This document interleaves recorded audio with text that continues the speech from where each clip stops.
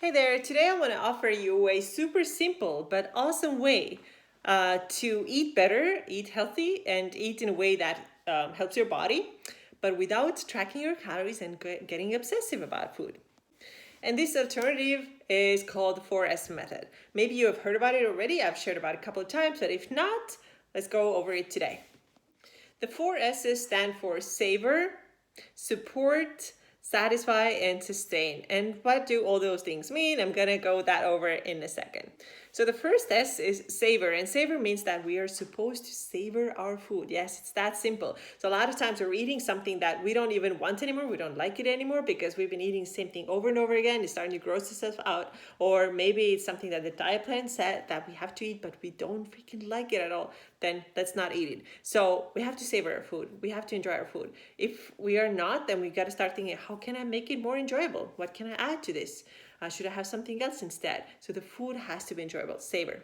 The second S stands for support. And this is when we think, when we look at our food that we're going to eat, we go like, okay, is this going to support me? Maybe I just worked out and I need more calories, or I'm going to work out later, I need more calories, or I know my next meal is not going to be until 5 hours. Is this going to support me and fill me up and make me feel really good? Or am I only fooling myself here and trying to get away with like a little 200 calorie thing before my next meal, which is 5 hours away?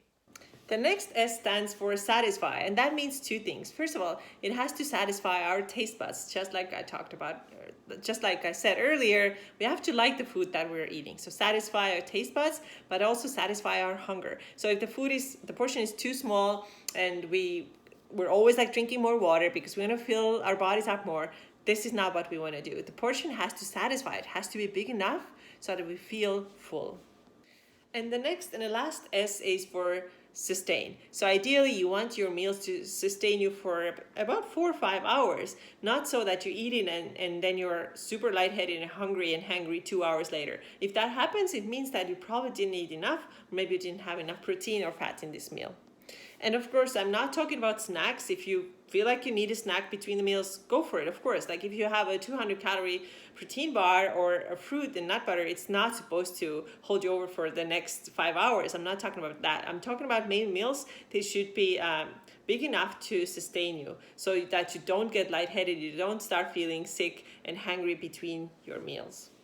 And of course, know that when I'm saying that it should sustain you for 4 or 5 hours and you feel hungry after 2 hours, you should still eat, right? You should eat. It's not that I'm saying that don't eat. I'm saying that your meal should be large enough, have enough good macronutrients and micronutrients in it so that you feel full. So if you feel hungrier sooner, then eat and just learn from this experience that what I had before was not enough for you. How can I fix it in my next meal? The cool thing about this approach is that we always have the next chance to practice. Usually most of us eat 3 meals a day, maybe 4. So if you eat 4 meals a day, you have 4 chances to practice this every single day. And if you mess up, you just start over. The next meal is your next chance, and this is how you do it. So remember, 4 S's: savor, support, satisfy, and sustain. Super simple and super doable.